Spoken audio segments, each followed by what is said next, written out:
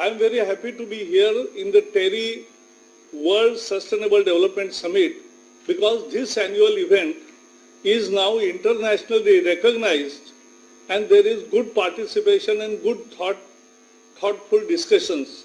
And this actually creates agenda also for future sustainable conferences. I was just recollecting in 2012, I had participated in Durban UNFCCC Climate Change Conference as a Member of Parliament. And I saw there India as naysayer, a backbencher, not putting up ideas. But in 2015, when we went to Paris under leadership of Narendra Modi ji, we were leading from the front. He brought on the international table for the first time issues of lifestyle, climate justice, and also Indian lifestyle. He explained in great detail, which found place in preamble of Paris Agreement. I presented his wonderful book titled Convenient Action, because world is talking about inconvenient truth, but the answer is convenient action.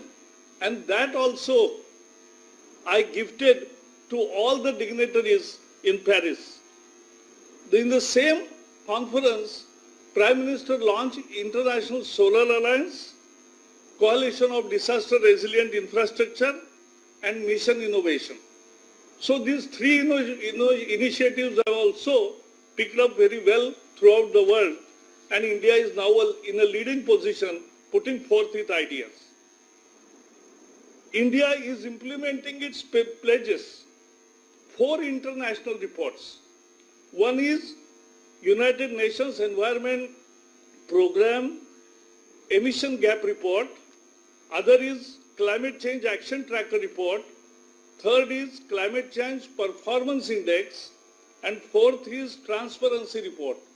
All these 4 reports say that India under Prime Minister Modi is leading from the front and is implementing all its pledges much well before time.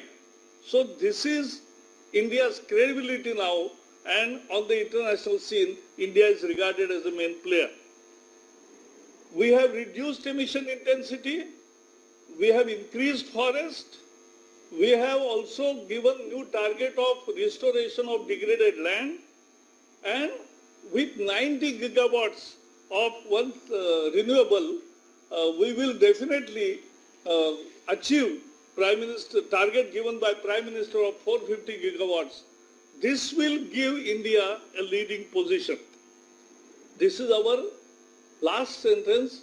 This is our country's ethos.